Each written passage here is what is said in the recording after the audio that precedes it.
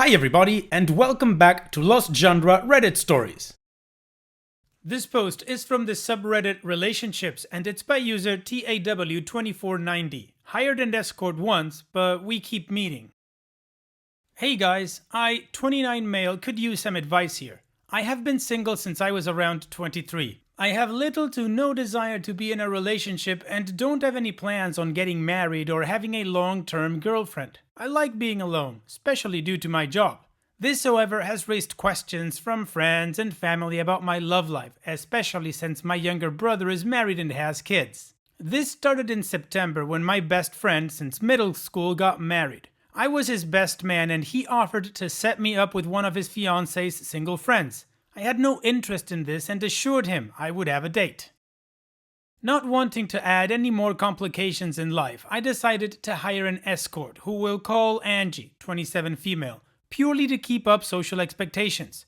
We came up with a backstory that she was a friend of mine from a car club that I'm a part of. The wedding weekend happens and overall it went great. I had fun and from when we talked, Angie had fun too. The weird thing is, she still stayed in touch mainly through text. The first instance was about 3 weeks after the wedding when she asked me what I was doing over the weekend. I told her I was going on a cruise, cars, not a boat, with my car club, and she asked if she could come.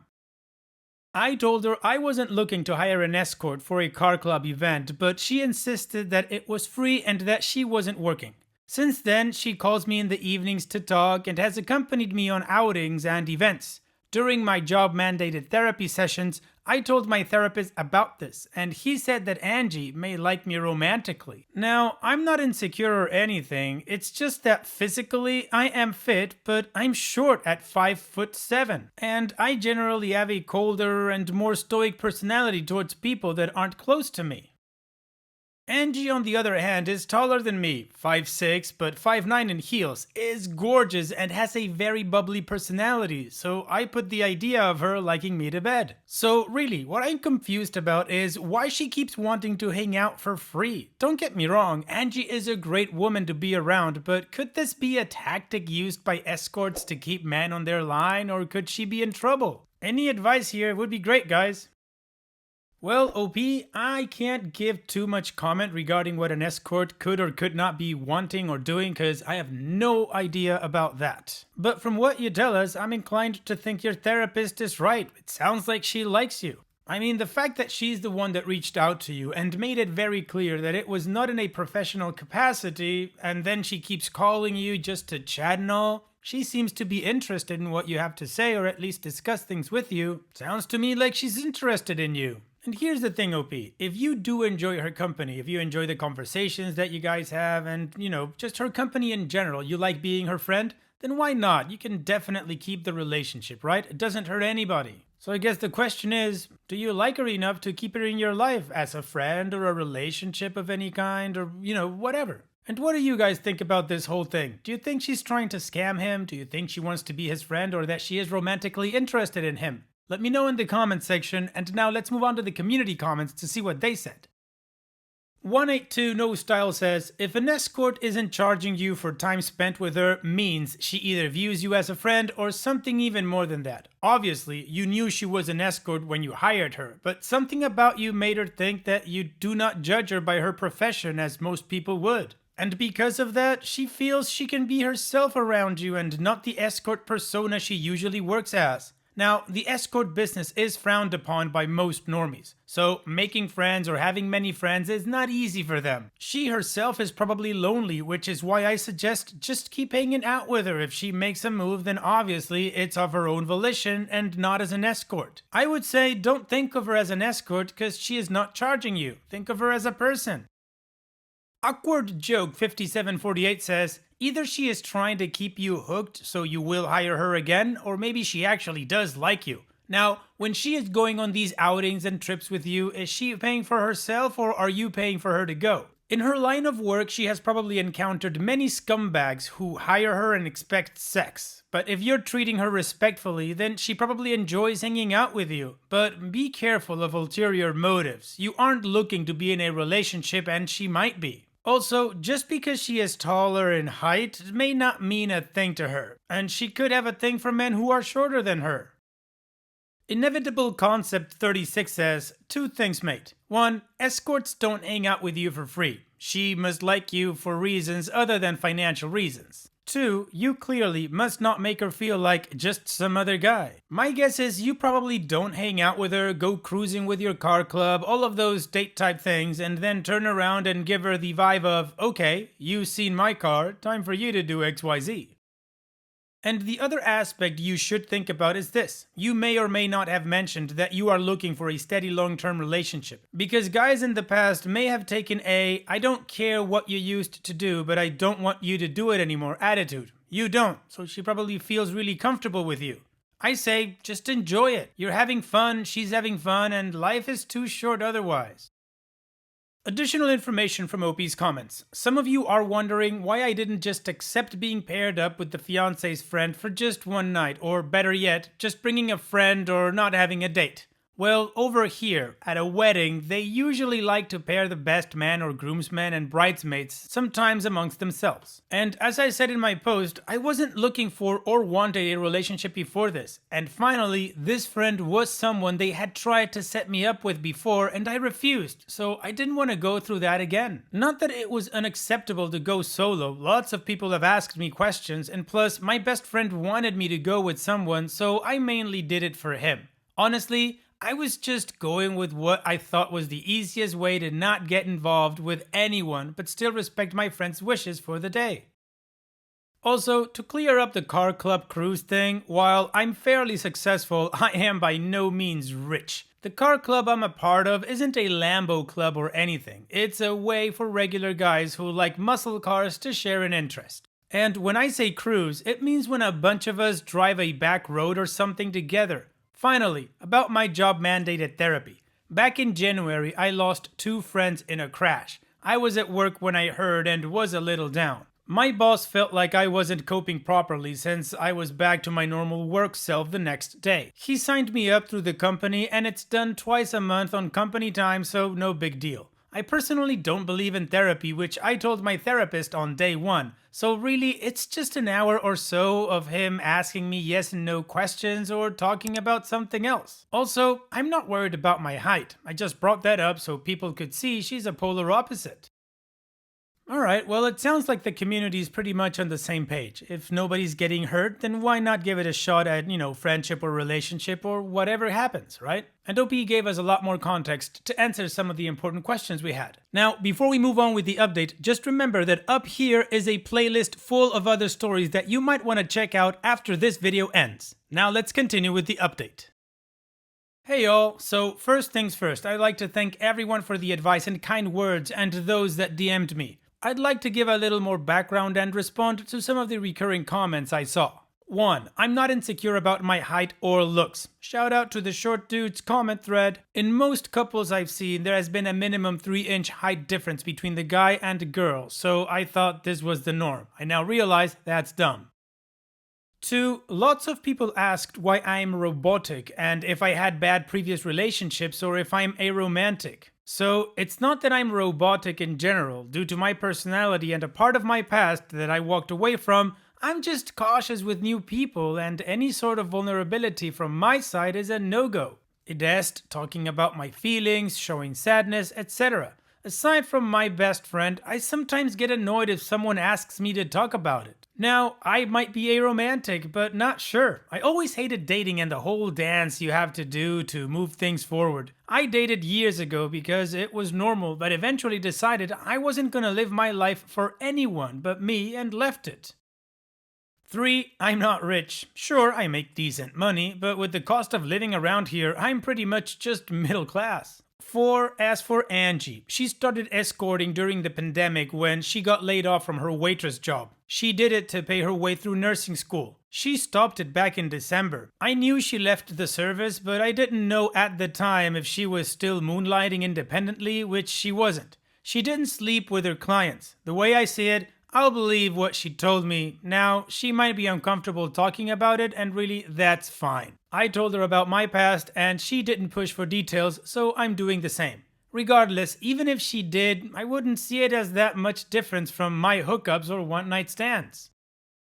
On to the update. So, I read a lot of your comments about how Angie might like me, and I took the night to think about all of our time spent together without thinking of her as an escort. In the end, I'm sure a lot of guys can relate. I had the realization of, mother effer, she was hinting the whole time.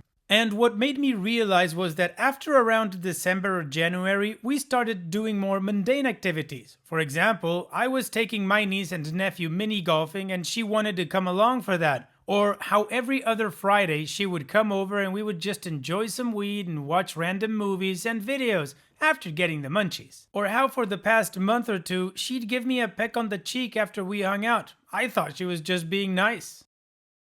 As for my feelings, I don't know. I've never had a crush or romantic feelings for anyone, so I wasn't sure what it was even supposed to feel like. But what I am sure of is that I like having Angie around, and when she's not, I kinda miss her, I guess. So Friday comes around and we're baked and watching The Lion King.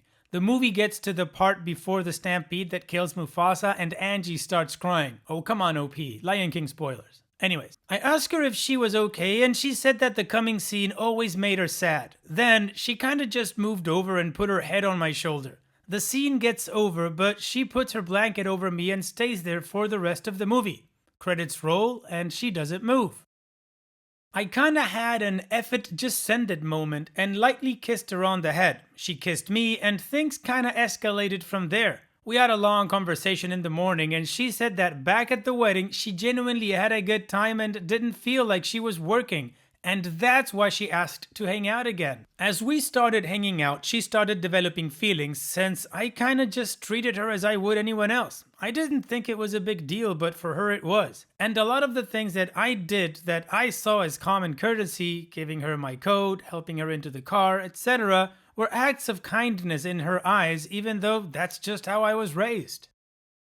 When she started working as an escort, she lost the few friends she had, and anytime she tried dating, people would sexualize her when they found out what she did. So outside of her few escort friends, she had no one. When she finished school in December and became a pediatric nurse, she started reevaluating her relationships since she was no longer an escort, and she felt that I was one of the few people that treated her kindly even as an escort, so she wanted to continue seeing me. I was a bit confused by what she said next, but she said that she felt safe and calm with me, which I didn't really grasp, but accepted. I told her that I liked her, but due to my past and personality, I might not be the kind of man she wants to be with, but she shot that down immediately and told me I was acting stupid.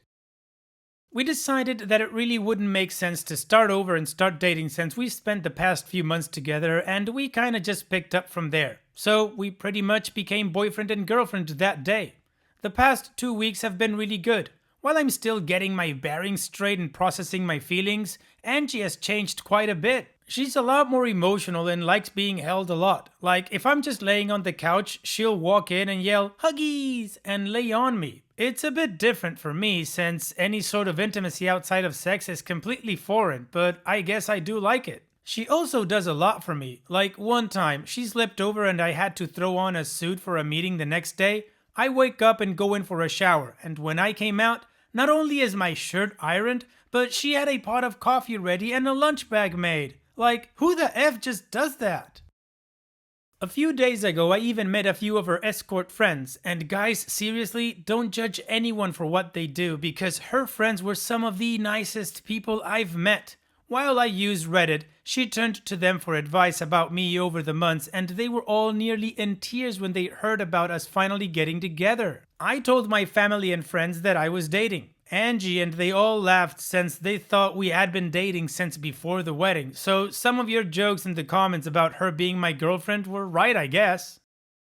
So yeah, things are great between Angie and me. I know I got some work to do to transition into a relationship, but I'm taking it one step at a time. Angie has been really patient and understanding through all of it, and even though she's told me she loves me, she told me to only say it back when I'm ready, and I mean it. But seriously, thanks for all your guys' help with this. I doubt things would have ended up like this if it wasn't for you guys. Alright, well, OP and Angie are in a relationship. Now, OP has another post and an update to that post that is of an entire different problem but gives us a perspective into how their relationship is going a few months ahead in the future. So let's finish this story with that. My girlfriend and I have been seeing each other for some time and everything is amazing. We both love each other. She prefers to have more vanilla sex and I'm totally on board because it's what she likes. However, recently I've noticed that after we finish, she starts to cry. Not like bawling her eyes out, but more like a sob with tears. And when I see it happen, I immediately stop, but she tells me it's okay and to keep going and pulls me into her. I feel effing awful when she cries and I don't want her to feel like she has to have sex when she's not in the mood. I try to bring it up, but obviously it isn't the easiest subject to bring up. Do you guys have any advice on what might be going on and how to address it? Update. So some of you guys were asking if my girlfriend was the same girl from my previous post, and the answer is yes. We are still together even after the unorthodox way we met. I even gave her a key to my apartment. Anyway, I finally had the guts to talk to her about why she would cry when we had sex, and she told me that for her it was a rush of emotions and it was something that was completely new to her. However, my being practically emotionally stunted connected it to other stuff, and essentially she has some past trauma that she has been working through with a therapist. She wants me to start joining her for sessions because she wants to be completely open with me. Now, I'm not the most comfortable, but I want to be able to support her still. Alright, so they're growing as a couple and apparently they're gonna go together to her therapy sessions to have everything in the open. So at this point, I'm just gonna wish both of them the best in the future, and OP, thank you so much for sharing and take care. Now, let's move on to the mood booster post. This post is from the subreddit Malicious Compliance and it's by user Sia Moose. Pay your staff less than your colleagues, lose them all. I'm going to try to keep this kind of vague because 1. I like the elected official as a person, just not as a boss. 2. I like what they are trying to accomplish in terms of policy. And 3. I don't want this to blow back on me because I'm still in this field. I have spent most of my career working for elected officials. Over the course of my career, I have worked for elected officials at the federal, state, and local levels in progressively more involved policy roles. In between, I have done some higher paying private sector jobs, but I have twice taken pay cuts to return to public service working for elected because I genuinely love the work. The flip side of that is that it has been hard to afford to live in my area on that lower salary. Earlier this year, I was still making less than my last job after 2 years in this office. In early spring, we were talking with one of our colleagues on the shared staff, and she made an offhand comment about how our office had the worst pay of any office for our legislative body. She ended up sharing information about how much other offices pay their staff with our whole office. Turns out, she was more right than she knew.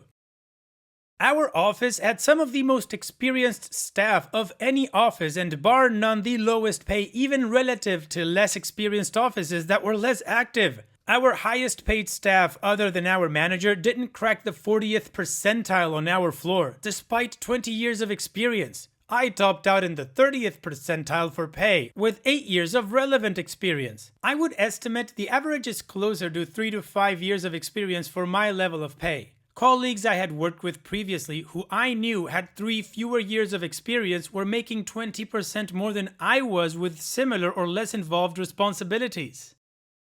So I did a full analysis of the payments on my floor relative to experience and set up a meeting with the elected to discuss salary, which did not go well. I was told that aside from annual increments, there would be no pay rises and essentially that I should be happy I had a job. The fact that I had been loyal was irrelevant, as was the fact that anytime there was some weird issue we wanted to explore, I was able to find a solution. Me making less than colleagues in other offices with less experience was not their problem. I was told that if I wanted more pay, I would have to find something new. So, after telling my colleagues about the ugly meeting, I did exactly that. I started applying for other jobs in our government, found one that I was highly qualified for, got an interview almost immediately, aced the interviews, and 3 months later, the hiring process is a joke, started with a 65% increase in take-home pay. After hearing about how poorly my salary meeting went, my colleagues didn't bother having their own meetings and just started their own searches. Come to the start of the next legislative body after the elections, the only person left will be a new hire that started right before this nonsense went down and a new comms person who started right after I left. Anyone with institutional knowledge about how the body functions or any knowledge about the policy issues they care about has either left or has accepted a new position. Well, OP, good for you. It just sucks when people that you kind of care about actually treat you like crap. So well done on moving on, OP. Thank you for sharing. And that's it for today's video. Thank you so much for taking the time to watch it. Now, if you've gotten to this point in the video, I assume that you like these stories that I'm reading out, so here are a couple more that you might enjoy. And if you don't have any time to watch another story right now, save it for later, and also, don't forget to hit that subscribe button.